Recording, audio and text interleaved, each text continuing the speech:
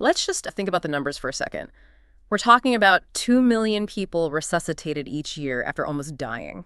Yeah, and out of those, something like 8 million Americans say they've actually had a near-death experience, an NDE. It's staggering, really. It's not some fringe thing anymore. It feels like it's becoming a more recognized part of the human experience. Definitely. And I think with medical advancements, more people are coming back from that brink. Right. And their stories, well, they bring up some massive questions, don't they?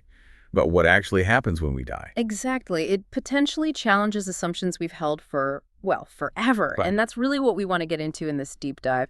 You shared some really interesting sources with us. Yeah. First up, there's this book manuscript, Unveiling the Afterlife. It looks directly at this surge in NDEs. Right. And then we also have the first-hand accounts. Yeah. You know, the stories people share themselves, particularly looking at places like YouTube, and specifically IAND, the International Association for Near-Death Studies. Got it. So the idea today is to really unpack what these sources are telling us. We've got this sort of scholarly look and then the very personal stories. We want to try and give you, the listener, a clearer sense of what these experiences might mean, you know, without getting totally lost in all the information out there. Exactly. Cut through the noise a bit. Because, I mean, the questions underneath all this are just huge, aren't they? Oh, absolutely. What happens after we die? Does consciousness, you know, our awareness, our sense of self, does it just blink out? Or does it carry on somehow? That's the core of it. So let's start with the book, Unveiling the Afterlife. What's its main thrust? What's the core argument? Well, the central thesis is pretty direct. It argues that this growing number of well-documented NDEs, it strongly suggests that consciousness does survive physical death. Okay, so it's not just saying here's some interesting stories. It's making a bigger claim based on the volume. Precisely. The author sees it as a real phenomenon, something that forces us to rethink our basic understanding of death. Right, a potential paradigm shift, maybe? That's the implication, yeah. So what specific areas does the book dig into to support this? What are the sort of key themes? It looks at a few connected things. First, it highlights what the author sees as really significant patterns across thousands of NDE reports. Patterns, like common elements people describe. Exactly. Things that keep showing up regardless of the person's background. It suggests these aren't just random hallucinations. Okay, so consistency is key. What else? Second, it explores how these experiences are making us reconsider consciousness itself. You know, the idea that consciousness is purely generated by the brain. NDEs seem to challenge that. Which, of course, dives right into huge debates in neuroscience and philosophy. Absolutely. That's why NDEs are so fascinating, or maybe troubling, depending on your viewpoint. They touch on these massive questions. Okay, so patterns in the experiences, challenges to brain-based consciousness. What else is in the book? It also delves into what are described as direct personal encounters with. The divine. How does it frame that? It seems less about specific religions, more about this overwhelming sense of connection, love, light, something bigger than the individual. Yeah. And then the book tries to build a kind of framework for how we might integrate these insights, you know, into our worldview. It offers some fresh takes on humanity's relationship with whatever that divine source might be. Maybe moving beyond just traditional religious boxes. Potentially, yes. It's looking at the experience itself. Okay, that's quite a scope. Now, let's switch gears a bit. Let's talk about the first-hand stories, the ones we find online. You mentioned YouTube and INDS specifically. Right. Why is it important to kind of differentiate between the types of accounts we might stumble upon there? Oh, it's crucial. Because the internet is, well, it's the internet. You find everything. Yeah. That source you shared, the fakevideos.pdf, actually gives some really useful pointers on what makes an NDE account feel more, let's say, credible. Especially thinking about sources like which really tries to gather unbiased, vetted accounts. Okay, so what should we as listeners look out for? What are the hallmarks of a potentially more trustworthy account, according to that source? Well, several things stand out. One is just a real sense of authentic emotion. You can often feel it. Like it's genuinely coming from their experience. Yes. And often the person struggles to find the words. They'll say things like, I can't really describe it. You see the emotion on their face as they talk. Maybe a kind of glow or excitement talking about certain parts, or very commonly tears or deep emotion when they talk about the love they felt. That makes sense. It's hard to fake that kind of raw feeling. Exactly. It feels genuine.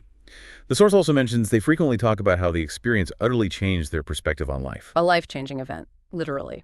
Right. And then there's the presentation. More credible videos Mm. often just focus on the person telling their story. Okay. The interviewer is mostly just asking questions, guiding them, and the background is usually pretty simple, not distracting. The focus is squarely on the experiencer. So authentic emotion, difficulty articulating, life-changing impact, and a simple person-focused presentation. Got it. Yeah, those are good indicators. Now, flip side, what about the red flags? What suggests an account might be less reliable, maybe more agenda-driven? The fake videos.pds contrasts those authentic ones with others that feel much more, well, scripted. Scripted, how so? You might see repetitive background visuals like, I don't know, constant loops of winged angels or clouds. Ah, okay. Stock footage vibe. Kind of. And often there's heavy narration over the story rather than just letting the person speak. The narratives themselves can feel predictable, like they're following a formula. Less personal, more like a lesson being delivered. Exactly. And that's where the content flags come in. These narratives often signal their agenda pretty quickly, sometimes with quite fear-based messaging. Fear-based, how? You might get an ominous tone right at the start. The experience gets immediately framed within a very specific religious interpretation, often one focused on judgment or punishment. Fear becomes a primary tool, and instead of sharing a personal journey, they present these clear messages or warnings supposedly received. And the divine presence described is different too. Often, yes. More judgmental, less about that unconditional love that comes up so often in other accounts. So if a video feels like it's primarily trying to scare you or push one very narrow belief system right from the get-go, Yeah. it's worth being cautious. That's a stark contrast, isn't it? The source you shared even mentioned some specific examples of these kinds of videos. It did, yeah. Yeah. Just to illustrate the point. One was titled something like, She Died and Saw in Hell What Becomes LGBTQ Members. Wow. Okay. And the source points out this directly contradicts the vast majority of NDE reports, which emphasize love and acceptance for everyone, you know. Right, that unconditional aspect. What was another example? There was one about Michael Jackson apparently being seen in hell. What Michael Jackson told her is shocking near-death experience, NDE, something like that. Okay. And it portrayed him begging for forgiveness, warning about his music corrupting people. Again, the source highlights this vision of hell and damnation isn't typical, and it seems geared towards a specific message about music being sinful. Very specific agendas there. And wasn't there one about a priest? Yes, exactly. NDE. Priest faces hell and discovers the truth the church never revealed. It's this elaborate story about a priest, despite being devout, ending up in hell for arrogance and entitlement. That's quite a narrative. It is. And the source notes the critical message about true faith versus just outward religious practice.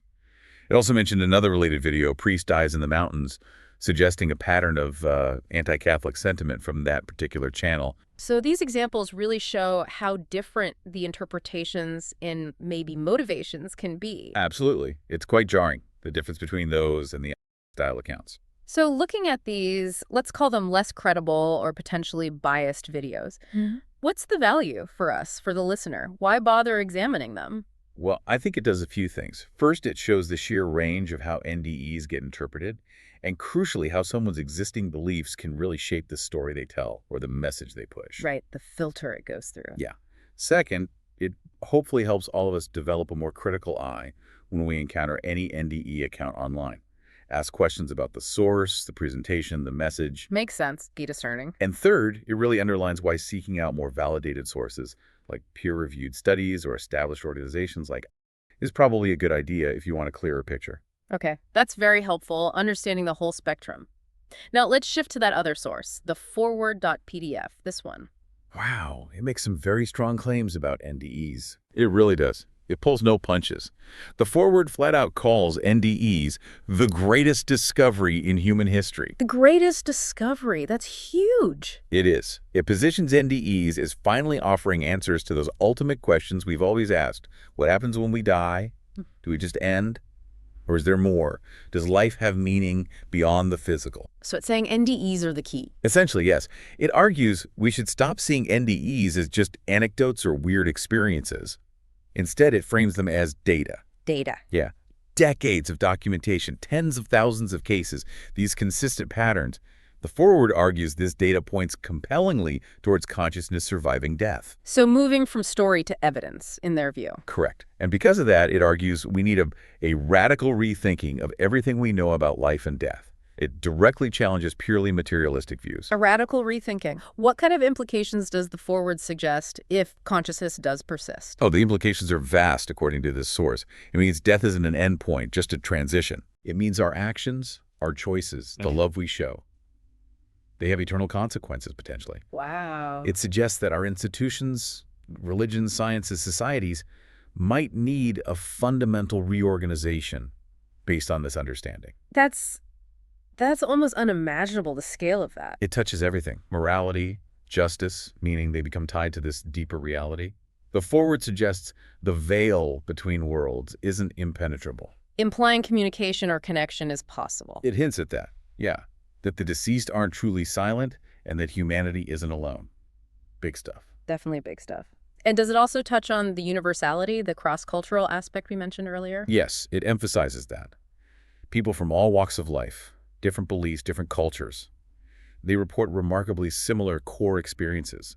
Light, love, knowledge, this sense of continuing on. That consistency is a pillar of the argument. It sounds like the forward aims to completely shift the listener's perspective. I think so. It pushes you from asking if there's life after death to maybe wondering, how could we have missed this for so long? Right. It even includes that famous line, or a version of it. We are not human beings having spiritual experiences, but spiritual beings having human experiences. That really flips the script, doesn't it? Puts the physical life in a different context. Entirely.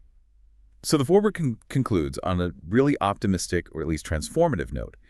It sees NDEs as kicking off a philosophical awakening, maybe even a spiritual revolution. But one that includes science. Yes, it explicitly says it expands science. It invites reason, evidence, and awe into how we understand ourselves and the cosmos.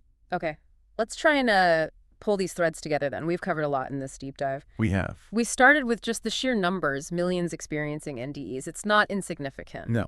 Then we looked at the Unveiling the Afterlife manuscript, its core idea being that this surge points towards consciousness surviving death. Right. And we contrasted that with the first-hand accounts online. We talked about how to spot signs of, let's say, more credible, authentic stories, the emotion, the life changes. And the red flags for less credible ones, the scripting, the fear-based agendas, the specific religious framing that often differs from the core NDE themes. Learning to be critical viewers. And finally, that forward.pdf, making the incredibly bold claim that NDEs are the greatest discovery, presenting them as data demanding a total rethink of life, death, and reality. Yeah, pretty profound implications if that perspective holds weight. So for you, the listener, here's maybe the big question to chew on after all this.